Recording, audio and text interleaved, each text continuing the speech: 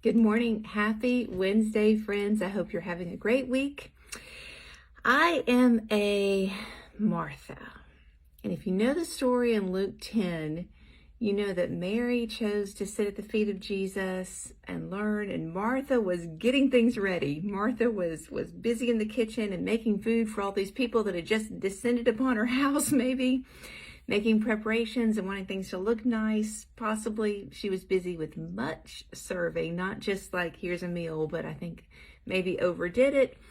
And I relate to that more than any story in the Bible so much because I'm a Martha.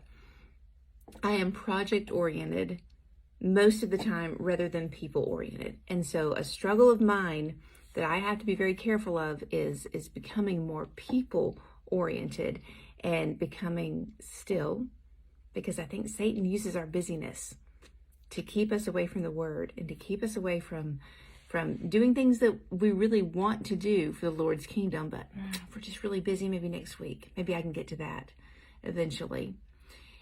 And I wanted to focus on the fact that Jesus tells Martha in verse 41, this is in chapter 10 of this really super short story. He says, you're worried and upset about a lot of things, but only a few things are needed. Actually, only one. I think that's kind of neat that Jesus says few things are needed, or indeed only one. And Mary has chosen what is better, and it won't be taken away from her, because she was, of course, complaining that Mary's not helping me. Isn't that the thing? We buy the food, we cook the food, we serve the food, we clean up the food, all the things. And I once said one time, when I feel like I'm going to the grocery store, I feel like I'm handling those groceries like 4 or 5 times by the time I get home. I'm taking them off the shelf, putting them into the cart, and then I'm loading them onto the thing, or scanning myself a lot of times. Then I'm loading them into the car. Then I'm loading them out of the car. Then I'm putting them away. I feel like it's 4 times, but what a blessing to have food and to have everything available that we need. And I guess there's always Walmart pickup, right, that I could use. I think we need to be careful about focusing on things that aren't that important.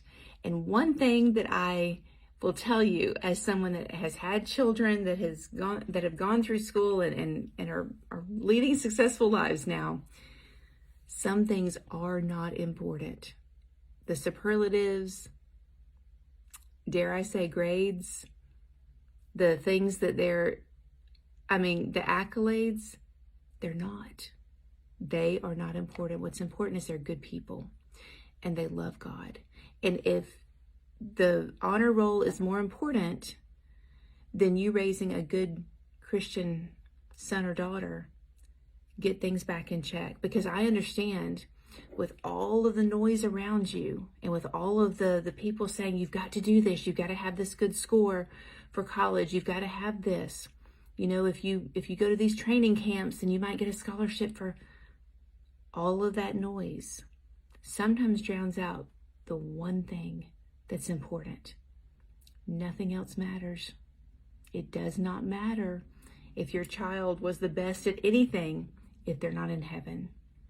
Keep it focused, all right? And drown out all the noise. Have a great week and know that you're loved.